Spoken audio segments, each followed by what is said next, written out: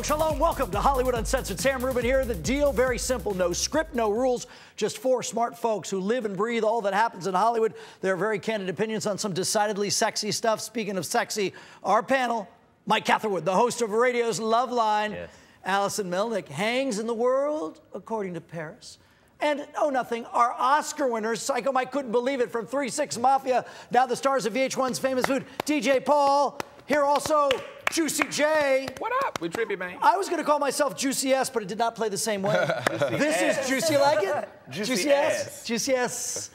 The new Transformers. Wait, I just got that. Shia LaBeouf in a movie is long and loud and takes months and months to make. Same story for the first two Transformer movies.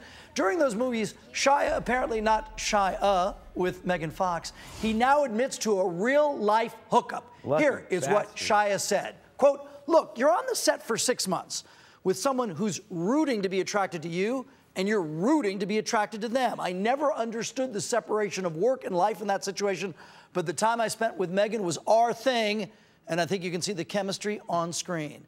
Now, Mike, I would be happy to brag about my getting together with Megan Fox. Yeah. Is it cool to kiss and tell? I don't know. Honestly, it's probably not. It's not the most gentlemanly thing to do, but I really am refreshed by Shia LaBeouf being so honest. Everybody experiences that on a set. Not like I'm some experienced actor, but I mean, that's the way it is in those intimate situations. It's like summer camp where you're working really hard with one person, and she is unbelievably beautiful. And everybody always comes away from it saying like, oh, no, I love my wife, and I didn't even think about it. That's total bull.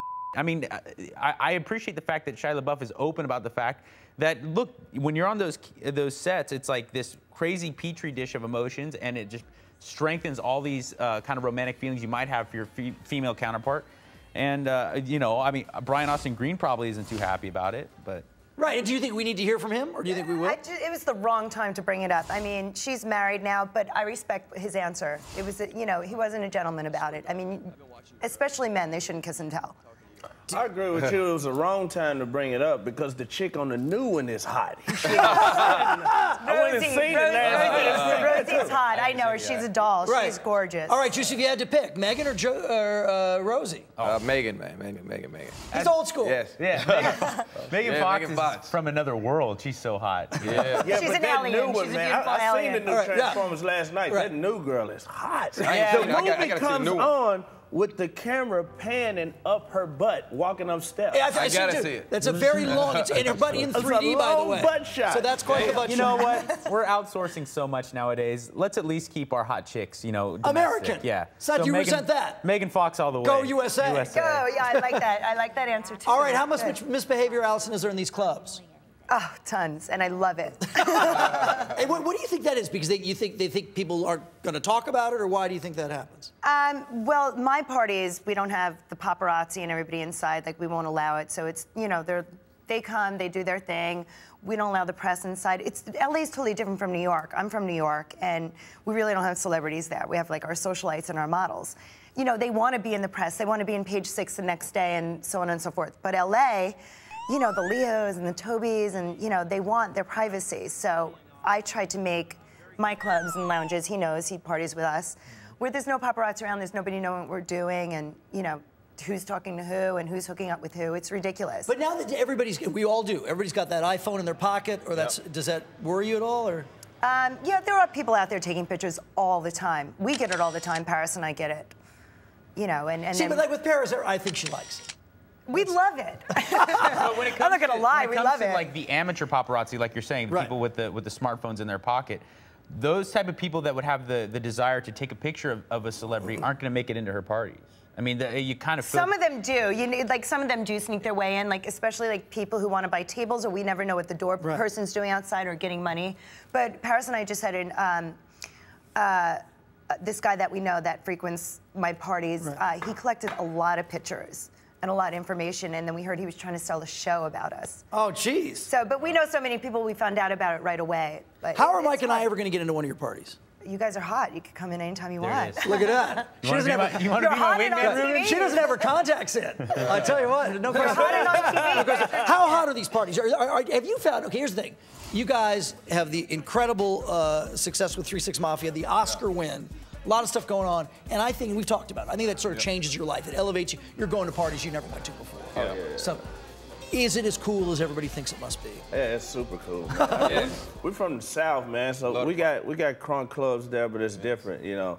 The most known person or the highest celebrity status that have been in our club will be the biggest drug dealer in town.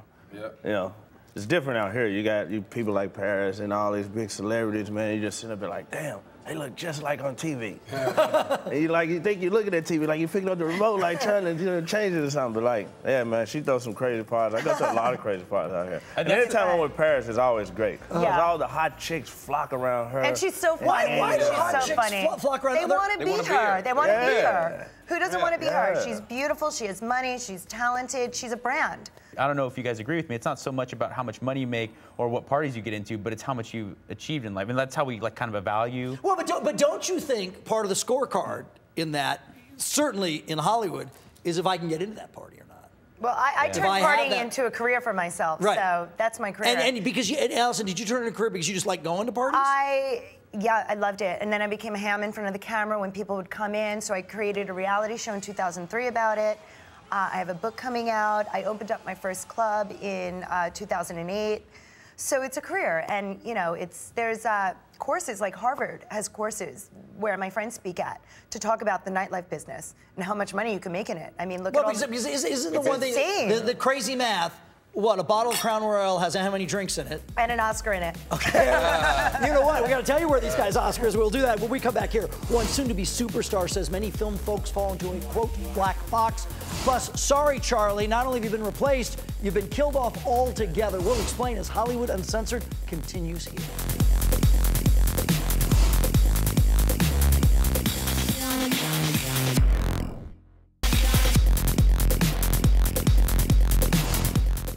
We almost lifted the timepiece off of Juicy J. Welcome back, Mike Catherwood. Let's It Loose, Love Line, Sunday through Thursday nights from 10 to midnight, pretty much everywhere around the country.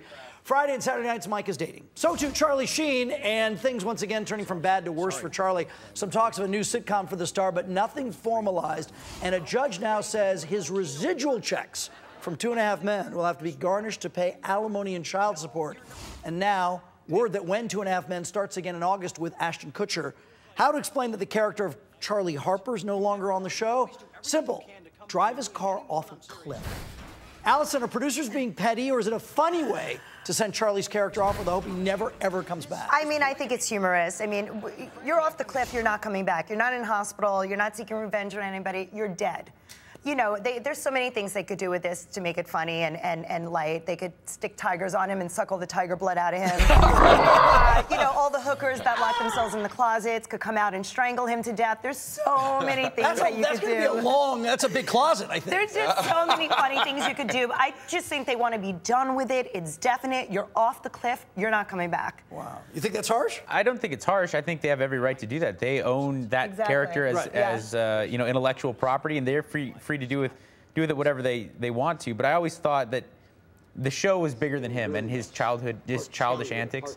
I would have liked to seen the show maybe take the high road. You know, right. I think they're being as petty as he has been. Right. Yes, I think you're right. I think you're exactly right. And an eye for an eye. And you know, like I said, it's a creative endeavor to make a sitcom, and they're free to do with it what they like. But in my opinion, I thought that show especially is so massive. It's so successful, and it's a network. It's a network entity. It would have been nice to see them take the New York Yankees route and kind of, you know, act like they've been there before. Oh, that's okay. I wouldn't have killed him off, just in case he wanted to come back. It would be huge if he came back. They should put him in a hospital. He should be like an overdose. I would say he got into this big cocaine scandal, and he went to a third world country, grew a beard, and he hid out for a couple of years, and then bring him back one day when he wanted to come back. We might be doing that right now for all we know. Right, but talk about revitalizing a show. I think you do bring him back at some point. Can you imagine the interest in the tune in that? I think I wouldn't kill him. At some point, though, at some point along the way through this whole fiasco, he's burned enough bridges that that's not an option. No matter how bad they need the ratings, no matter how much he would want to come back, I don't know if you're ever going to see him. I think we all have a tendency to think, ultimately, you know, ratings, stuff like that. Yeah, that'd be crazy. Money's always an option. Oh, yeah. There's always a way. Money make anything happen. Yeah. The same people that's mad at him probably won't even have them jobs when he get ready to come back. Yeah. I've seen that happen on some of our shows. That's a good point. You know? Well, tell me that. What have you guys learned in coming up. You know, again, circumstance in Memphis is one thing. Then you come to Hollywood and you see stuff that I bet you couldn't even imagine. Yeah. I learned one thing, don't burn no bridges. Yeah, not burn bridges out here. No, because, man, somebody who would be an intern one day will be the executive producer or CEO of the whole studio. And they never go away. Never. Yeah. Would you guys work with another artist or perhaps a producer in the future if you knew that the record sales were going to be there, if he or she had really done you dirty in the past? I mean, business is business, you know what I'm saying? As long as the business is handled, yeah, we would. It used to be 6 people in our group. You know, all of us fell out, you know what I'm saying? We didn't fall out like we wanted to kill each other, but we fell out. And right now, we wouldn't, you know, deal with them. But, you know, when I'm 50 years old and Australia called, they want us to do a comeback, bro. So I do it. Yeah. I had nothing else to do. If the money right, the money right. I'll tell you what, minutes here. Tyrese says he is breaking out of the black box. What's he talking about? Plus, is Kim Kardashian overstaying her wedding welcome? We'll talk about that as Hollywood Censored jumps back here.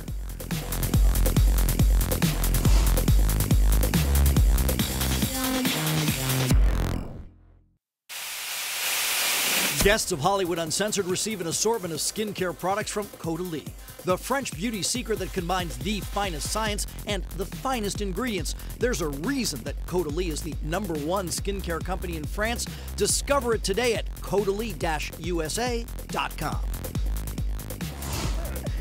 All those good things. Oh, Allison is telling tales. You'll hear them. Glad you're back. Find us on Facebook, Hollywood Uncensored, with our Facebook page. Find Allison Melnick creating drama on The World According to Paris. The show airs on Oxygen Wednesday nights. And now to my conversation with Transformers star Tyrese. We talked in Moscow for the new movie, and thanks to Transformers and Fast 5, Tyrese is an international star, but he says for many of his peers, it doesn't quite work out that way. A lot of African Americans don't get a chance to be a part of films that go beyond just being in the U.S. or just doing films with all African Americans. I call it the black box, and a lot of us don't get a chance to break out of the black box. And I'm always going to be black. I'm always going to be able to do movies with black folks, and to be able to do films that travel abroad and go international like a Fast 5 or a Transformers is a real big deal. Big deal indeed. All right, DJ Paul, is there for actors or music guys such as yourself a black box, and how hard is it to get out of? You know, I think it probably is, especially if you look at somebody like me. You know, if I was an actor, there's certain parts they wouldn't give me. You know, because of the tattoos and the teeth. You know, so obviously I'm going to be the gangbanger in some movies. So I guess I agree with that. But do you feel trapped as that? You're like, hey, wait, I don't want to be Shakespeare. I don't want to be the gangbanger. I mean, well, you know, when you put tattoos on your face, you pretty much just say it. I'm not going to get a job at El Poco one day. If I don't give a shit, I'm going to be me. Yeah. That's that. You know, you're certain, like you said, you're certainly going to be cast in certain roles no matter what. But is that by virtue of the color of your skin or your look? I mean, Danny Trejo's never going to be anything besides. I don't think it's the color of the skin. It's a look. Bad guy. Certain people have certain looks, and Leah Remini's never going to be the country club upper crust waspy chick because of her accent, because of her look, and she's fine with that. And I think there's other factors that play into people getting quote unquote typecast or pigeonholed into certain things. And I mean, I've never heard of the black box thing. I just think he got a big break and he got a big movie. You tell me people say be happy about it. People say doormen see color. You don't think there's color? People see color. Color money. That's a color.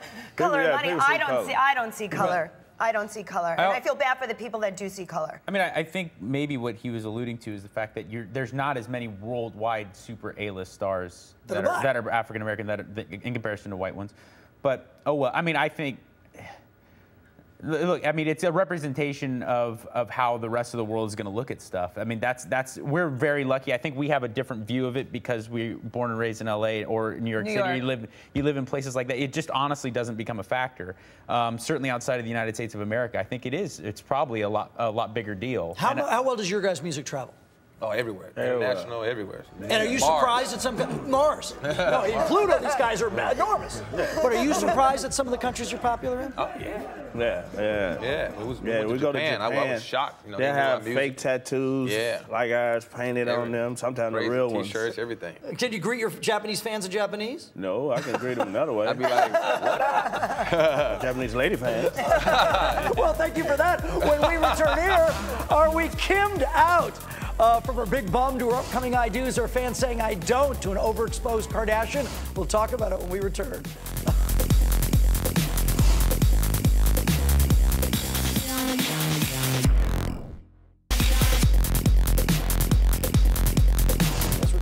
Hey, welcome back to Hollywood Uncensored. You can check out DJ Paul. The VH1 new series is called Famous Food, airs Sunday nights. His new mixtape, Pray for Forgiveness, is now available on iTunes, livemixtapes.com. Also follow him on Twitter at DJ Paul Com, K-O-M. If you're alive and breathing, then you know Kim Kardashian is getting married to NBA star Chris Humphries. The reality star plans to air the ceremony in a 2-hour standalone special on E! Of course, make millions on the big day. From x-rays of her behind to all the details of her upcoming nuptials, what don't we know about this girl? And more importantly, do we care? Is it a marriage or a manipulation? And when all is said and done, Allison, does it diminish the sanctity of marriage when it's just a plug-a-thon? I mean, you're talking to someone who doesn't believe in marriage, and if I would ever get married, it'd be in Vegas in a quickie. Okay. But you know, she's on TV, and her whole life is on TV. I mean, they own the E! network. Let's face it. Sure. You know, and they're making so much money. The wedding's a huge thing. She's a huge star. He's a huge star. You know, go big with it. What else are they going to do? Go big or go home. Go big or go home. You know, how are they going to hide this? Juicy, are you standing by? Are you going to have a party at your house to watch that wedding? Yes. No, you're not. I'm there. Like a marriage is maybe crazy one of the most personal experiences you can have. So it should be personal to the couple that's doing it. I would never want to have something that big. I would never want to have a marriage on TV. If you're Kim Kardashian, that's exactly how you should have your wedding, because it's a personal extension That's of you. interesting. You think it's sort of authentic. You think I mean, that's who she is. That's very interesting. That's probably not the real wedding, though. But it's an incredibly personal experience, your wedding. I mean, that's maybe one of, if not the most important day in your life, excluding, you know, the birth of your children. If you right, okay, but I was going to say, the birth of a child, I'm not going to have... That will be the following season. Yeah, I mean, but the Kardashians don't have nothing personal that's not already. They don't have anything personal. They are TV. Yeah, and somebody else probably paid for the wedding. So Somebody else paying for even better. I mean, yeah. I would do it. I can't imagine Kim Kardashian having that big of an event in her life and not having it televised. It's very authentic to her. Exactly. Right. Does that induce people to want to watch it? Do they feel like I'm a guest too? Listen, if I know it's going to make me more money and more viewers for my show and another season, I'm going to do it. But that's reality TV. I just think we put ourselves out there like that. I just think on this one they should put part 1. Make people look forward to. Right, that's a good idea. Well, okay. So you need to be let's remember for Kim, this is part 2. You just came off This her is part show. 2. I forgot. She was married for what, 30 seconds? I can't remember. She was married when she was very young. So like in her 20 or 21, Kim Kardashian got married. Oh, yeah. For like a minute? A rap producer, if I recall. He was a guy in the music industry. Nice. Nice. I wish I could remember his name, but I never know that. But and also, it would destroy the sanctity of marriage. Certainly for a lot of other people. Kim Kardashian grew up in a world where she's expected to put everything out prominently on display. You know what? I wouldn't say that she grew up in that world, but say the last 5 or 10 years, that's been her world. And she has a very nice life from it. So keep on doing what you're doing. Do what you're doing. Do what you're doing. I wish somebody would pay for my wedding. If I ever got married, I would get married if somebody would pay for it. Keep that E! network alive. Yeah, look, and I agree. Just wring that chamois dry for all it's worth, because if you're going to say, are we getting too much Kardashians? I think that ship sailed 5 years ago. There's really no end to how much people want to see this family. See, that's always crazy to me. I think your first remark, the ship sailed 5 years ago. Yeah. I think it did sail 5 years ago, but people are still following that ship. I meant the ship sailed in regards to America having too much of it. Right. Like, we were concerned after a year of keeping up with the Kardashians, if they were going to burn out, if people have had too much of, oh, Bruce Jenner, woe is me, these girls are crazy. Look, America's fascinated for the most part with the Kardashian family, and good for them. All right, fellas, do you want to have cameras following you around 24/7? I couldn't do it. No, I mean, for a wedding, if they're going to pay for it for free, yeah, but just nah. Why couldn't you do it? Because we'd learn too much? I'd go to jail. It depends on how much money it is, though. Okay, for the... Depends on how much money it is. All right. Millions? It's a lot. Why not? It could make you go crazy. Yeah, I mean, millions. sometimes Of course. you're on me 18 hours a day. Right. And I would do it for the money they make. Oh, yeah. All right, well, they're in. When we jump back, crystal ball, is there a high-profile sitcom snafu just around the corner? Hollywood's hottest predictions are just ahead.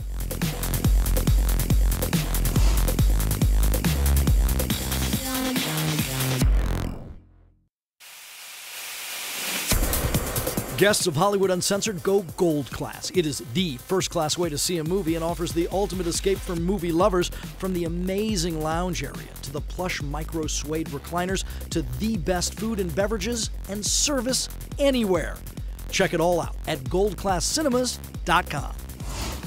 Oh, we welcome you back. We're all Twitter crazy. Find me at Sam on TV. Find Juicy J at The Real Juicy J. You can also check out his new mixtape, Rubber Band Business 2, at livemixtapes.com. Featured alongside DJ Paul on that VH1 series, Famous Foods, which we told you airs on Sunday nights. Time now for the Crystal Ball, Hollywood's hottest predictions. The only criteria here has to be something you know someday will come true. Here comes Mike. I think it is finally time for rock music to start taking back the crown of the most popular music, at least in America. I agree. Pop and hip hop have been just destroying in record sales and popularity, and I think, if not necessarily in 2011, sometime very soon, you're going to start to see, rock bands become the biggest bands. So who leads that charge? Foo Fighters. Okay. Love it. Here comes Allison. What do you say? I predict that Paris is going to be single for the rest of the year. Okay. All right. Set your calendar. And I'm going to be single right along with her and enjoy her new house in Malibu this summer. Oh, very good. So calling all the boys. And we'll try to get the gate code for that. Here comes DJ Paul. I think that all humans would be dead and iPhones would be living, running the world. That iPhones are running the world. Yeah, they'll be walking around talking and hanging out just like we're doing right now. Very good. They could host the show. How about you, CJ? I think they're going to finally legalize marijuana in California one day. You could be the spokesperson. As for me, let me circle back. My card anymore? You don't need that card anymore. Not that glaucoma. Let me circle back to 2.5 Men for a minute. I'm not a hater, but I really believe producers will regret and blame whoever on the 2.5 Men staff said at some point, hey, maybe Ashton Kutcher will want to do this. I don't think that's going to work. You have all worked out terrifically. Thank you so much for being here. Thank you. We thank you for watching. I'm Sam Rubin. We'll see you next time on Hollywood Uncensored.